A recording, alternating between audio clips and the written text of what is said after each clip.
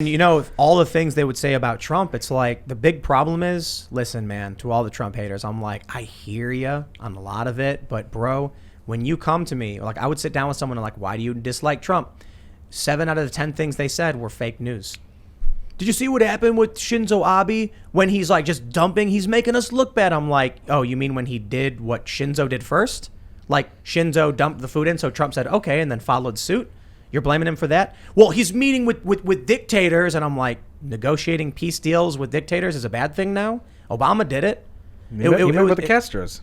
Which I didn't care for. I'm not saying that's necessarily good, but the idea is that this is unprecedented. We've never seen this before in their history. I'm like, what? Right. You always negotiate first. I mean, you can always very fine people betray your allies if the worst case scenario, The very fine people hoax. Joe Biden used to launch his campaign. Yeah. A lie. I did, for 2017, I did a database of all the bogus and sloppy and just flat out false reporting of the Trump administration. And it ended up being about a 13-page document if you print it out. And I stopped after 2017 because it was too much work. Wow. It was so much nonsense to the point. And even now, people are continuing some of it. Drawing a blank on his name, he's this presidential historian who works for NBC, is still railing against Melania Trump's renovation of the Rose Garden, talking about how she made it into some weird sort of fascist icon. And she just returned it to the 1962 Kennedy blueprint. And he's like, she's destroyed what Jacqueline Kennedy made for us. Remember when CNN reported that Trump's salt and pepper shaker was larger than everyone else's? How are these stories? And it wasn't even necessarily Trump's pepper shaker. It was like in front of him to the right was like 2 larger square shakers, and then to his left was like smaller ones, and they're like, look, it's bigger. It's like, I'm sure everyone's Trump doesn't have like his own. He pulls out of his coat and he's like, it's mine. I remember once looking up, and CNN had a Chiron, and it said Trump gets 2 scoops of ice cream. And I was like, go turn cartoons on literally anything else. What am I watching? To be fair, though, that woman does these. Like, her whole gag is that she does goofy, funny reporting stories. But the problem is that all of CNN started to look like all of her. No. All of CNN picked up the story, and then I ended up seeing. I don't know which show it was, but they were like 2 scoops of ice cream, and then they ran the story. I'm willing to bet Jeff Zucker was like, hey, that actually plays well. Can you re-roll it like in the next show? You know what Jeff Zucker, is he out at CNN? He's still there, right? He's still there. Do you know, so for those that aren't familiar, he's the president, I believe, right? President of CNN? Yes. I'm getting hazy. It's chief something or other of it. What was his job before CNN? NBC. And what did he produce at NBC? The Apprentice. That's crazy. Which is a Donald Trump joint reality venture. TV show. I've written about this. Jeff Zucker's stewardship of CNN has turned CNN has WWE-ified the news. It's all about heels and faces. You got the good guys and the bad guys. And tonight, Don Lemon's going to take on parents who love their children and don't want them to be masked. Like last night, he was like, just because you have kids doesn't mean you should have them. Yeah, I said it. I'm like, this isn't new. What? Just because you have kids doesn't mean you should have them? Yeah, I'm not making this up, by the way. He was like railing the against... state should take your kids from you? He was railing against parents who are anti-having their kids masked for 8 hours a day in school. And the big line that people on Mediaite wrote about and stuff was, just because you have kids doesn't mean you should. Period. Yeah, I said it. Wow. This isn't even analysis. I can't even say the word. What is this? This is WWE-ifying. Right, WWE-ifying. That's not fair, though, to WWE. Yeah. Because WWE is over-the-top fun. Also, as I've written before, WWE also has the courage to admit what it is and doesn't pretend to be anything else. But when I watched this clip recently, I don't know when it's from. I don't watch it. But it was John Cena's birthday or something. And do you know this clip? He like walks out and everyone's like pointing, and he looks over and there's a present and he opens it and it's a folding chair. Like it's funny. It's funny. It's also fake.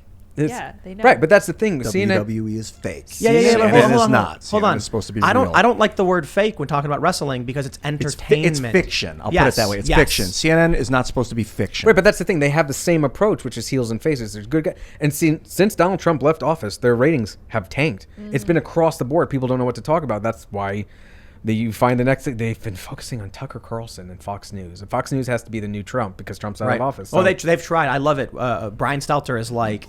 Who he keeps trying to pin it on someone else is Tucker Carlson the new Trump?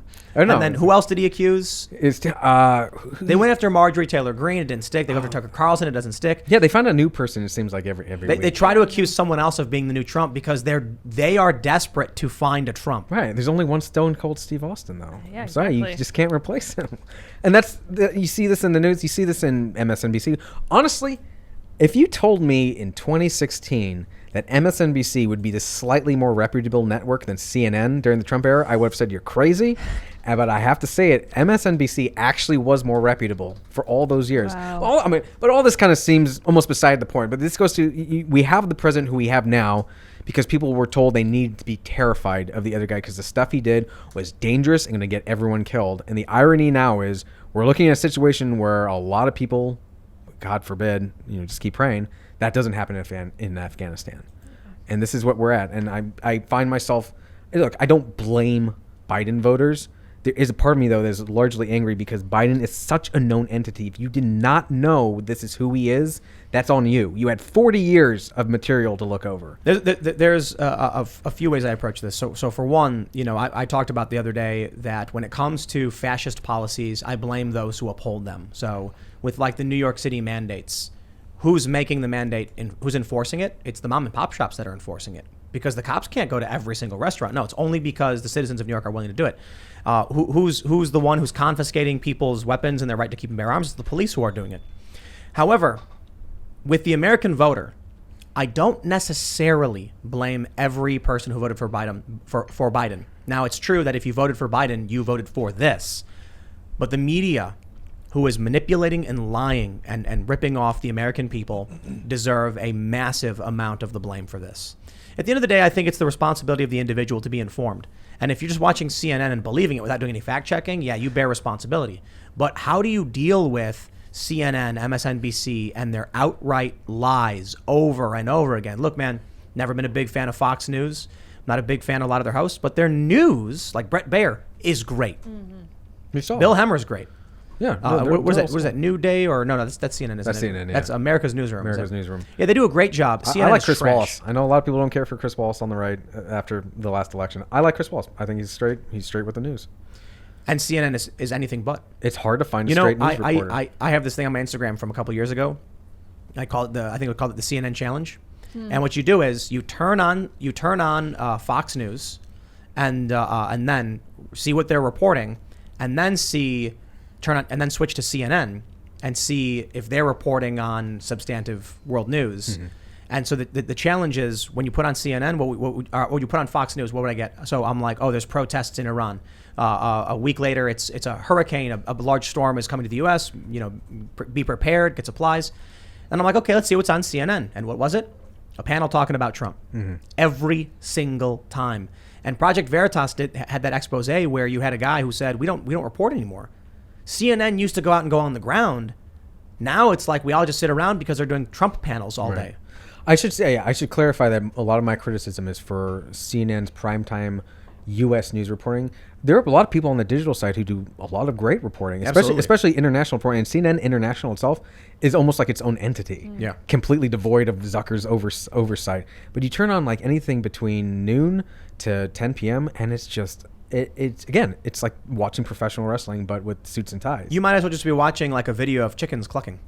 It's like you're going to be an insult to chickens. I know, At least they're doing good, honest work. That's true. It's true. They're feeding families. That's true. But I just mean to say that you're not going to get any information. No. In fact, I'm sorry. That's wrong. Because if you watch chickens clucking, you'll understand chicken clocks after a certain amount of time. You're like, wow, the rooster did that call. That must mean danger. You turn on CNN, you get dumber. You get less informed. You get misinformed. And then they blame everyone else for their problems. Now you end up with people who live in this matrix dimension. The problem, look, I don't mind a press that's opinionated. I've long time said the idea of an impartial press is kind of a BS idea. Really sort of popularized in like the early 19th century. The idea that, you use minimal words and all that was, a lot of it's about saving ink and paper. I don't mind if you have an opinion or a slant. Just be honest with me.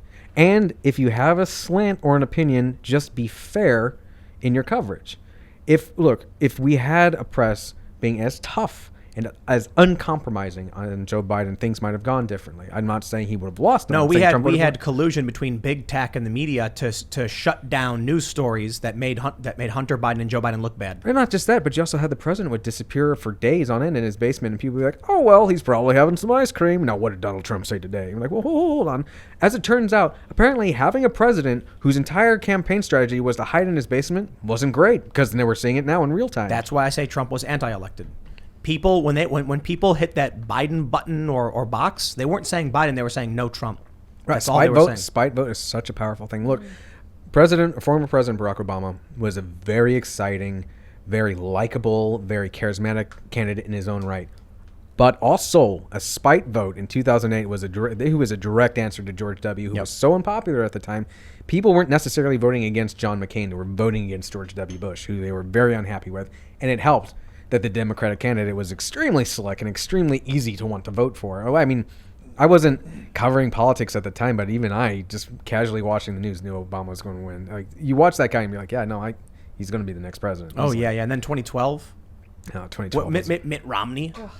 Mitt Romney is such a difficult person because I think he's a decent man, a good man, and a seasoned and successful executive. But he always carried himself like he was embarrassed to be a Republican. Like he was always kind of apologizing. He still is. Why? Just own it. I mean, it's funny because more- Donald Trump did to the nth degree what I was screaming during 2012, which was like, own it. You're rich. You're successful. Own it. And then Donald Trump was like, okay, well, maybe don't own it so hard. Because Mitt Romney cares more about the opinion of the New York Times than he does about the American people. There's so many Republicans like that, and I never understood. They'll never like you. Why do you do this? They will never appreciate you. You're always going to be that weird kid on the playground that amuses them, but you're never going to be in the clique. Yep. They will be like, "Hey, bite this worm in half. Eat this pine cone. It's so gross. No, get out of here. Get out of here, weirdo." Yeah. It was, you see this with cable news and even newspapers. The hallowed former GOP strategist who hasn't been a Republican or done anything conservative for the last 30 years, but they're trotted out to say something bad about Republicans because blue on red. That's expected, but red on red violence. Ooh, dramatic. This is great. Bring out Nicole Wallace or Steve Schmidt. Steve Schmidt. Oh, Adam Kinzinger, a Republican, said, "Come on, does anybody really? What they're doing with these, like with Bill Kristol and these neocons who are now all of a sudden cheerleaders of the Democratic Party. Jennifer Rubin is one of the best, right? She starts cheerleading. She's the kind of conservative, quote unquote, who comes out and says like, I'm a principled conservative and Trump is bad, and the Democrats cheer for it. And then when it comes to like Stacey Abrams, she's cheering for Stacey Abrams. Then you get the Lincoln Project. They're like, we got to restore the party of Lincoln. So we're anti-Trump. Then Trump, gets voted out, and they go, well, Trumpism is still the Republican Party, so we're with the Democrats, I guess. Yeah. Now you have them going on being like, well, we're going to have to save Gavin Newsom in California. I'm like, what part of this is conservative? Steve Schmidt is marched out to this day on MSNBC regularly. In the Chiron, it says former GOP strategist, and he comes on and he's like, the Republican Party is now the party of fascism, blah, blah, blah. Former GOP strategist, he hasn't done anything successful since Arnold Schwarzenegger was reelected in 2006. He's dining out on that credit for almost as long as we've been in Afghanistan. And yet they just pump him out because this is what they want. These are the Republicans who are Republicans. I would not put Mitt Romney in the same category with Steve Schmidt. But there's that weird strain of like embarrassed. Like, oh, I know my rank and file are loud and they wear red hats. I'm so sorry. People say RINO, Republican in name only. I remember that one. People say that? Yeah, absolutely, say all the time. But you know who the real RINOs are? It's like Thomas Massey and Rand Paul. Because they're the odd people out. The entirety of the Republican Party is around doing nothing. Mm-hmm. And then you get a small handful of people who actually stand up. And if I'm going to look at the majority of the Republican Party as, on their best day, a speed bump for Democrats, and then I look at, Marjorie Taylor Greene, Lauren Boebert, Rand Paul, Thomas Massey, who actually stand up for stuff, and Hawley, and a few others, I'm like, they're not the same as the Republicans. I mean, Arizona Democratic Senator Kristen Sinema is more reliable for what I want, and she's the Democrat. Oh, and Joe Manchin. I'm like, they're actually more aligned with me than a lot of these other supposed celebrity Republicans who get trotted out on cable news to go, Trump is bad. And then Tucker called Lindsey Graham a leftist. Oh, Lindsey Graham. I mean, right. I don't think I have as harsh a criticism. When you were saying Rand Paul was a RINO, I was like, I think he would not want to be called Republican. I think he still prefers libertarian, but he's in the Republican Party, so right. I mean, he's not. His father. I'll just leave it at that. The Republican Party is the group of weirdos in high school who wish they were in with the popular kids, and the Democrats are like Obama is a celebrity. He's a rock star. They got the media, they love it. The Republicans are suit wearing, stodgy, and unhip. And they're not with it.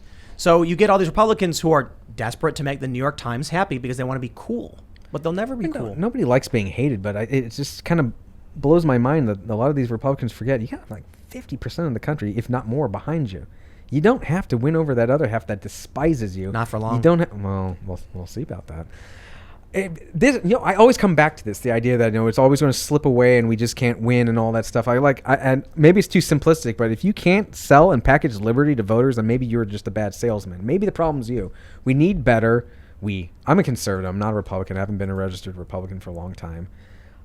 Conservatives need better spokesmen and women, if we want to be exact about it. And the idea that it's just not going to work. We can't win. We can't sell liberty. Why can't we sell liberty? They can certainly sell big government. How can we not package something that's far more attractive? Thanks for checking out this clip from the Timcast IRL podcast. If you want to see the full show, come back to this channel, youtube.com/TimcastIRL, Monday through Friday at 8 p.m., where you can leave comments and super chat, and we actually will read your comments on the show. Don't forget to like, share, subscribe, and if you want exclusive members-only content, segments you can't get anywhere else, go to timcast.com, become a member, and we even have full bonus episodes. Thanks for hanging out, and we'll see you all next time.